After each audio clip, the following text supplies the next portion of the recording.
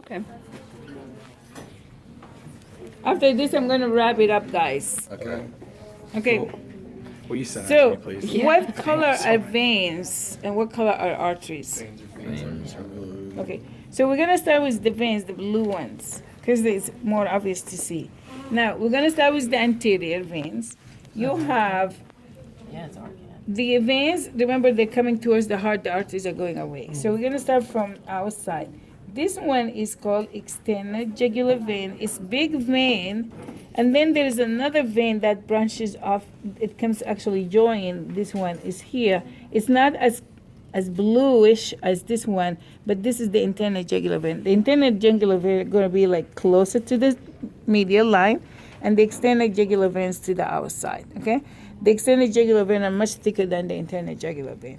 In the test, I'm not going to have this cat. I will have a cat that has the internal jugular vein really obvious, so you can actually see it. Now, this one coming from the arm on the left side of the cat and on the right side of the cat, they're called subclavian veins. These are the subclavian veins.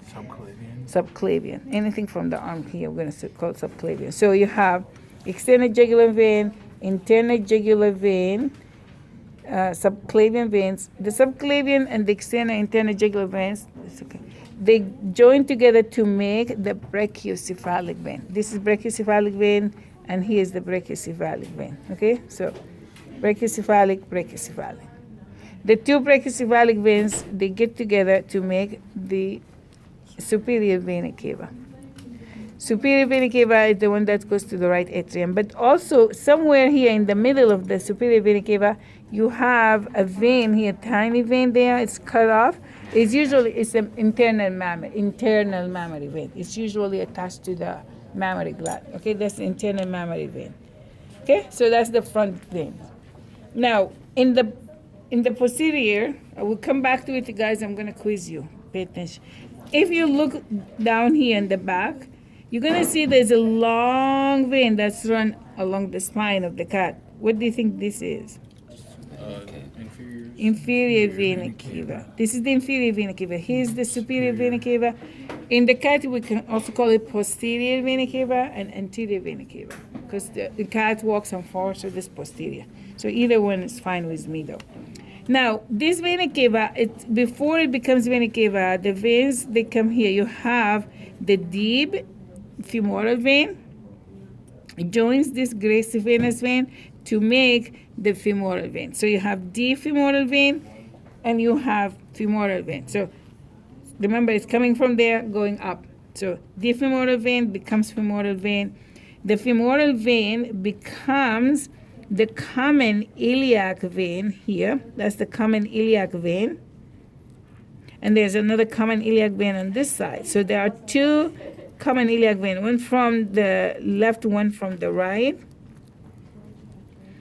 When they join together in this area, they become the inferior vena cava, okay? So the common iliac vein. Now, the inferior vena cava, when it passes the kidney, it gets blood from the kidneys through these veins. What are they called? The renal veins. So you can see they are big veins because they're bringing lots of blood from the kidneys. These are the renal veins, okay? Can you see them from there? Okay. Okay, so let's go over the veins again, and I'm going to point randomly, and you tell me what is the vein.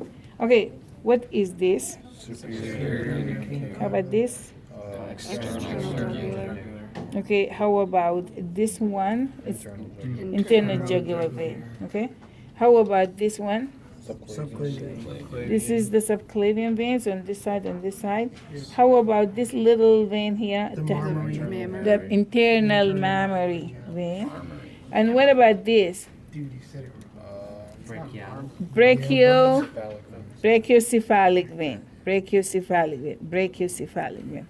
Now, let's go to the bottom here. What do you call these? The renal veins. Renal veins. How about this one? Inferior vena cava. How about this one? Femoral. And this one? Deep femoral. Deep femoral. How about this one? Iliac. Common iliac vein. Okay? Got it? Yeah. Okay,